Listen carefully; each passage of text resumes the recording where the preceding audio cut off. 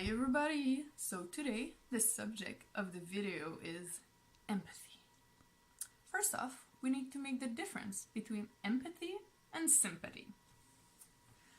Sympathy, as is most basic form, is just to experiment the other person from the outside. So it's almost as if you're only feeling sorry for them, for what they're going through, but you're not getting yourself personally involved in what they're feeling. Whereas empathy is that opposite. It's to experiment what the person is feeling, is to know what their anger, sadness, joy feels like. Is to really put yourself into their shoes. And what we need to understand is that even though it might be very difficult, especially in a context where your life is in danger, you still need to be able to show empathy to our aggressor. In a context where you're the prey, well, the predator is obviously going to be the one to impose their will on you. And through that, they won't show you any empathy. But that doesn't matter. You still need to have that upper end. You still need to have that strength to feel what they're feeling. Why? Well, it's just because you need to keep the conversation going. Obviously, there's two patterns to these kind of techniques. The person could either pump themselves even more, which if you see that this is the case, well, stop that right away. But oftentimes, a lot of aggressors just need to vent up, and they have nothing necessarily against you. And even in a situation where, for example, you're in an abusive relationship, you need to understand that they're not attacking you because of you. It's all the shit that is going on in their life that they're just putting through you. So you need to understand that, to first of all be more like a third party, to not be personally affected by it, to then be able to try to look out for the motives, and then to redirect the dialogue. And that's how you're gonna find a compromise. It's by actually taking into consideration what the other person is trying to find, is trying to have. And you, in a context where you could be hurt, where you could be killed, your only goal should be going home alive. So I really want to make that difference where showing empathy to your aggressor is not accepting or agreeing to what they're either saying or doing. It's really just understanding what they're feeling and understanding why they are doing what they're doing. So that's how you could find eventually another solution. And how to do that?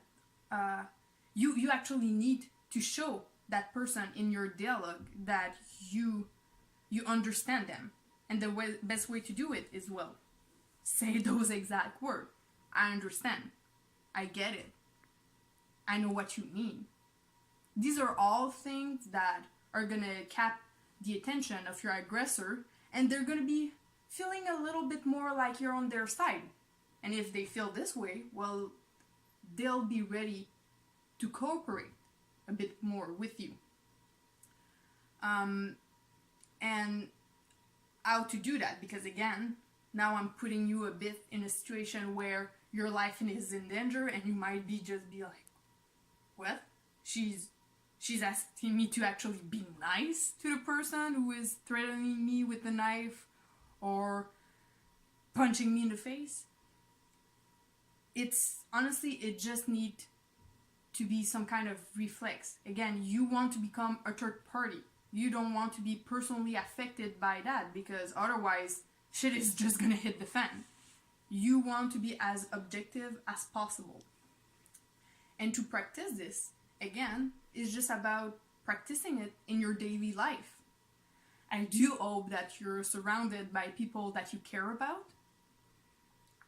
So working on that empathy technique will be probably the easiest homework that I'll be giving you throughout all these videos.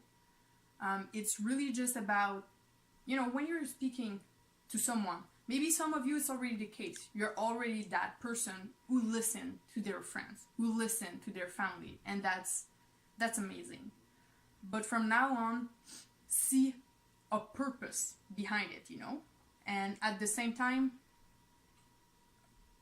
do a little bit of the change that if, for example, you're usually the person who listens and therefore agree to whatever the other person is saying, try to put a bit of your needs in it. Try to find a compromise. And for those people who are the one who usually have the attention of them, that you're usually the person who speak, well, obviously that's going to be a big practice, a big homework for you, is to, for once, and make an habit that once in a while you're that person who listen and truly listen. And again, put those quotes in it. I understand, I get it, I know what you mean. Try to find solution with them.